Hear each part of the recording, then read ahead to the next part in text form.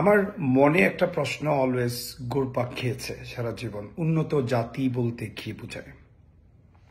Normally United স্টেটসে আসার আগে, ইউরোপের ইম্পর্টেন্ট ডেভেলপ কান্ট্রিগুলো গড়ার আগে, এশিয়ারও বিভিন্ন ডেভেলপ কান্ট্রি গড়ার আগে আমারও বরাবরের মতো সবার মতো ধারণা ছিল উন্নত জাতি হচ্ছে তারাই যাদের স্ট্রং টেকনোলজি আছে, স্ট্রং এডুকেশনাল ফাউন্ডেশন আছে, যাদের অনেক ক্যাপিটাল ইনভেস্টমেন্ট আছে, যাদের অ্যাটমিক এনার্জি আছে, বিজনেস সেন্টারগুলোতে বড় বড় হাই রাইজ দালান আছে, এবং যাদের অনেক বেশি পরিমাণ টেকনোলজি আছে, তারাই উন্নত জাতি, তারাই খুবই smart.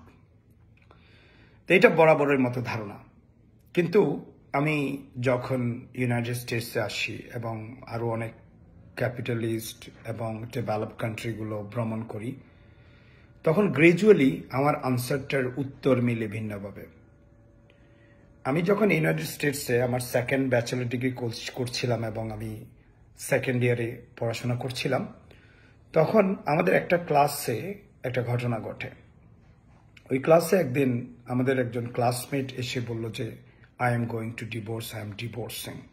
And she was very upset, frustrated, and feels really down. So, normally, আমাদের দেশগুলোতে যখন এই ধরনের কথা কেউ শেয়ার করে, আমরা বিভিন্ন কারণ খুঁজতে থাকি। তুমি কেন ডিভোর্স করছো? এটা কি তোমার হাজবেন্ডের দোষ কিনা, নাকি তোমার দোষ? প্রবলেমটা কি? All this types of question.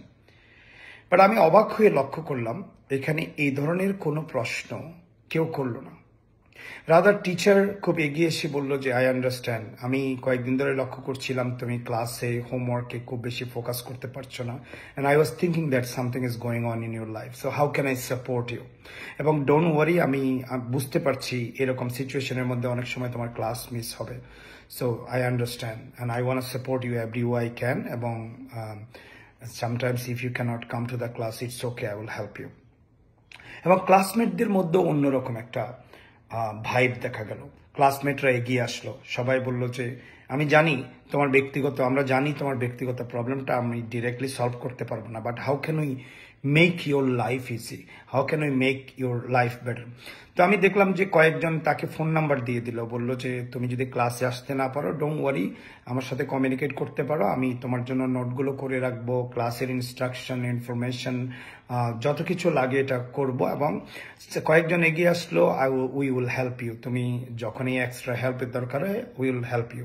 এবং কিছু কিছু ক্লাসমেট দেখলাম তার জন্য পরবর্তী ক্লাস থেকে খাবার নিয়ে আসতে শুরু করলো, এবং কিছু কিছু তাকে ক্লাসের ব্রেক টাইমে ক্যাফেটেরিয়াতে নিয়ে খাবার খাওয়ানো, এবং কিছু কিছু পিপল তাকে ক্লাসের শেষে বলল যে তুমি কি কফি শপে যেতে চাও বা ক্যাফেতে যেতে চাও, আমাদের সাথে ডিনার করতে চাও।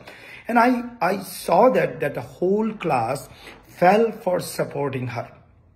সো তখন আমি রিয়েলাইজ করলাম, কিন্তু কেউ কোয়েশ্চেন করলো না তুমি কেন ডিভোর্স করছো, তোমার প্রবলেমটা কি, দোষটা কার, এই ধরনের প্রশ্ন কেউ করলো না।